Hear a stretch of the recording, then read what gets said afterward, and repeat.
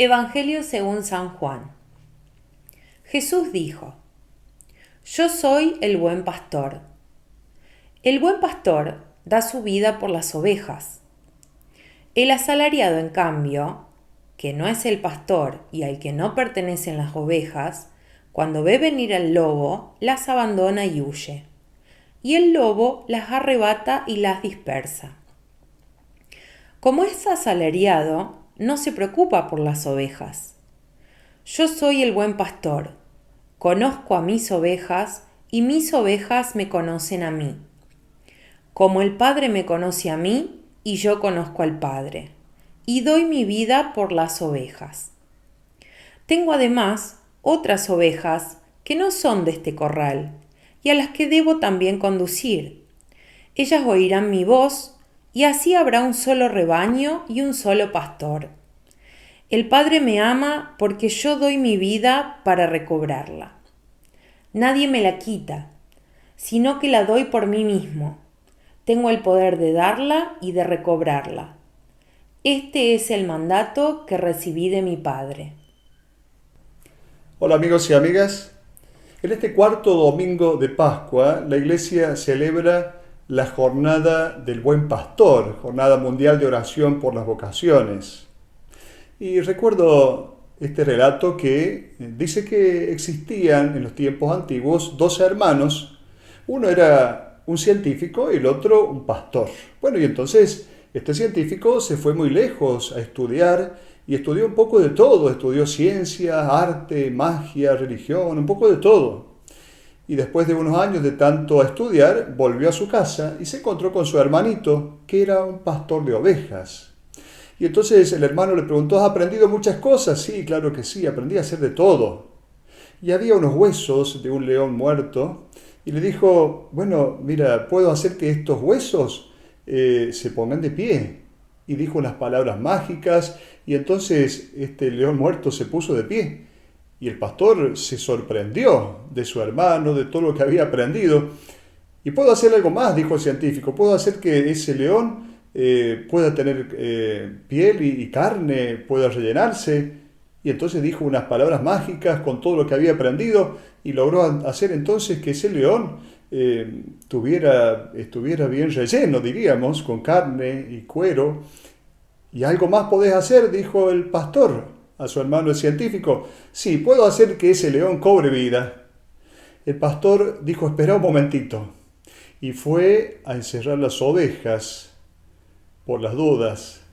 Y entonces este científico dijo unas palabras mágicas y este león cobró vida, con tanta mala suerte que se abalanzó sobre este hermano el científico y lo mató.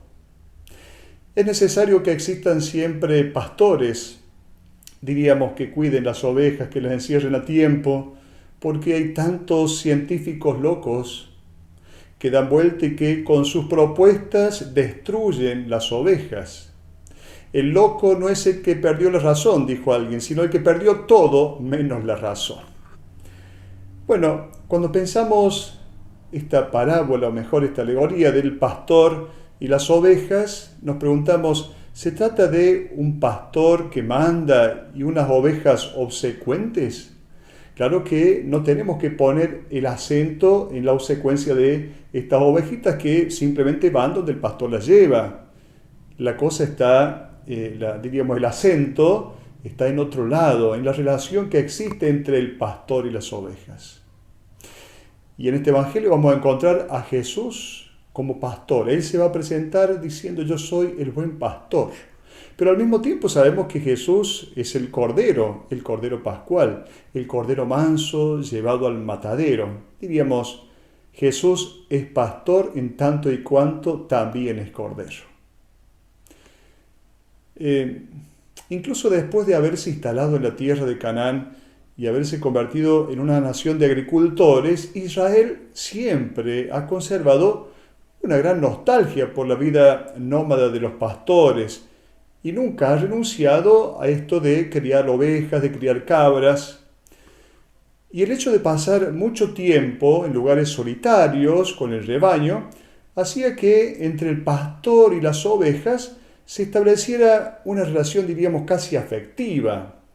El pastor llamaba a cada oveja por su nombre y esta oveja reconocía la voz del pastor. Los mayores peligros para el rebaño eran los animales salvajes que en los tiempos bíblicos poblaban el valle del Jordán.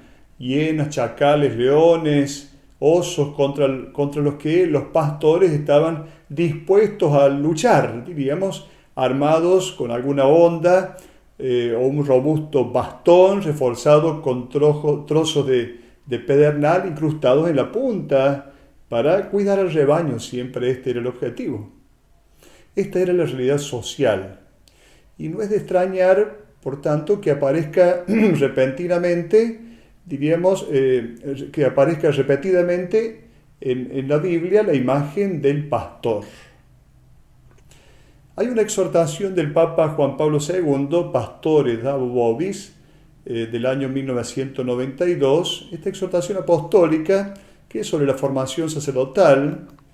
En esta ocasión el Papa va a citar al profeta Jeremías: les daré pastores según mi corazón. Con estas palabras del profeta Jeremías, Dios promete a su pueblo no dejarlo nunca privado de pastores que lo congreguen al pueblo, que lo guíen. Los pondré al frente de ellas, dice el profeta Jeremías en el capítulo 23, o sea, de las ovejas, pondré pastores que las apacienten y nunca más van a estar asustadas esas ovejas. Por lo tanto, en la Biblia encontramos muchísimas veces esta imagen del pastor. En primer lugar, Dios como pastor. En el profeta Ezequiel, en el capítulo 34, como el pastor se ocupa de su rebaño cuando está en medio de las ovejas, estas ovejas dispersas, así me voy a ocupar yo de las ovejas y las voy a librar de todos los lugares donde se habían dispersado. Esto pone el profeta en boca de Dios. Dios es el pastor. Luego el Salmo 80, escucha, pastor de Israel, tú que guías a José como un rebaño, tú que te sientas sobre querubines, resplandece, Dios el pastor. Y luego el Salmo 23, tan bello que todos conocemos, el Señor es mi pastor, nada me puede faltar. Él me hace descansar en verdes praderas, me conduce a las aguas tranquilas y repara mis fuerzas. Luego el profeta Isaías en el capítulo 40, como un pastor, él apacienta el rebaño, lo reúne con su brazo, lleva sobre su pecho a los corderos y guía con cuidado a las que han dado a luz. Yo diría que en la figura de Jesús como pastor se cumplen las profecías del Antiguo Testamento donde se habla de Dios como pastor. Ahora, Jesús como pastor.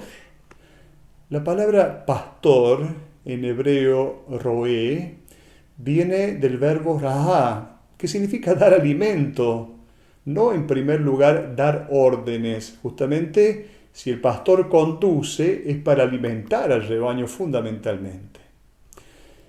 Llevamos bien grabada nosotros en nuestra mente la parábola de la oveja perdida, a la cual se refiere Mateo y Lucas. Nos resulta fácil, por lo tanto, asociar la imagen del buen pastor a Jesús, que con dulzura, con compasión, va a buscar a quien ha errado en la vida, a quien se ha equivocado. Sin embargo, en el Evangelio de hoy, el buen pastor no es aquel que tiernamente acaricia la oveja herida, sino el luchador, aquel pastor que a costa de su propia vida se enfrenta con cualquier dificultad que ponga en peligro el rebaño. Y esto nos recuerda a David, quien afirmó ser el pastor de las ovejas. Si viene un león o un oso y se lleva a una oveja del rebaño, salgo yo detrás y le quito de la boca a esa oveja. La calificación de bueno, Jesús el pastor bueno, no se refiere a sentimientos, diríamos, no significa bueno, bonito, tierno, amable, sino bueno en cuanto a verdadero, auténtico, valiente. Jesús es el verdadero pastor, tan apasionadamente ligado a sus ovejas que está dispuesto a sacrificar su vida por ellas. El texto original griego no dice buen pastor, dice el pastor, el bello, hopoimen, hokalos. Es la belleza que nosotros deberemos reproducir en nuestro rostro. Cuando decimos, qué bella persona es esta, ¿qué es lo que queremos decir? Que se trata de alguien lleno de luz. Es la belleza que tiene alguien que ama gratuitamente, con amor incondicional. Un humorista dice, hay médicos que te chequean el pulso y hay otros que te pulsean el cheque, haciendo un juego de palabras. En todas las profesiones podemos encontrar los mercenarios, aquellos que trabajan solo por el salario. Para dar énfasis a la imagen del pastor, Jesús la va a contraponer a la figura del mercenario. Un asalariado, ¿quién era? Era un contratado que cuidaba las ovejas, pero las ovejas de todos, diríamos. Y había una legislación que fijaba cuáles eran las obligaciones que tenía. Y tenía que hacer frente, por ejemplo, a 2 perros, a un animal pequeño, a un lobo, pero podía huir este pastor que era contratado, este mercenario, este asalariado, podía huir de un león, de un leopardo o de un ladrón. En su contrato no figuraba ninguna cláusula de tener que dar la vida por las ovejas, sacrificarse por ellas. No le interesaba la suerte de las ovejas, sino solo cobrar el salario. La imagen del buen pastor no se refiere solamente a aquellos que desarrollan en la iglesia el ministerio de la autoridad, del servicio de la coordinación de los carismas, sino que se refiere a todo cristiano. Los padres de familia son pastores para sus hijos y deberán tener en cuenta que hay muchos lobos de los cuales deben defender a sus hijos. La mentalidad consumista, la búsqueda insaciable del placer, la moral de moda, todo esto son diríamos, lobos peligrosos que se meten. Cada discípulo debe tener un corazón de verdadero pastor. ¿Por qué? Porque debe cultivar la generosidad incondicional del maestro hacia todo ser humano y no tiene que ser un simple mercenario que se limita a cumplir con el contrato haciendo el mínimo indispensable. Yo soy el buen pastor. La traducción dice, el buen pastor da su vida por las ovejas. Mejor pone su vida por las ovejas. Y no se refiere solo al momento del Calvario en Jesús. Jesús diríamos que nos pone delante la propuesta de hombre nuevo que Él nos hace. ¿Para qué? Para que podamos nosotros reproducirla en nuestra vida.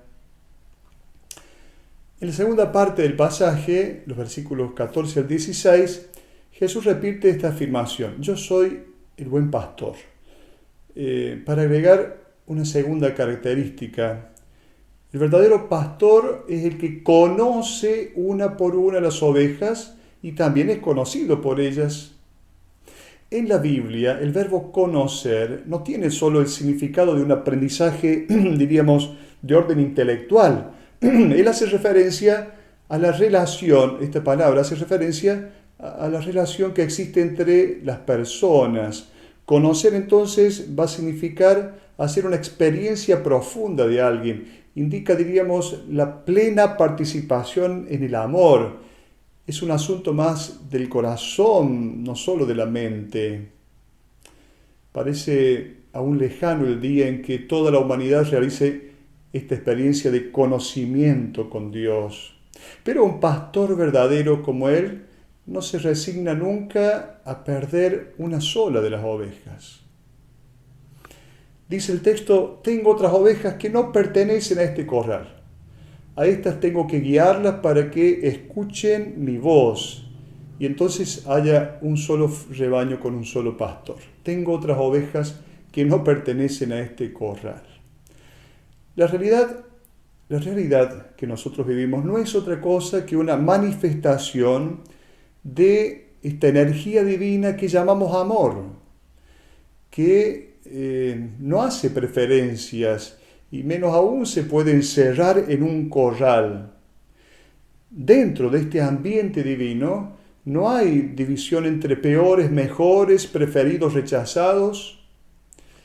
Si ese Dios, que es amor, diríamos que se abre a pastos ilimitados, es un Dios que va más allá entonces del corral de la religión, del credo, de cualquier tipo de pertenencias. Jesús ha venido a derribar las vallas que separan. Jesús invita a vivir la unidad, que es lo opuesto a la uniformidad. ¿Por qué? Porque el amor siempre exalta la diferencia. El miedo, en cambio, uniforma. La verdadera paz se logra cuando las diferencias se conviertan en ocasión para vivir el amor. Cuando Caín acepte que Abel puede ser uno distinto a él, sin la necesidad de eliminarlo para afirmarse como el único.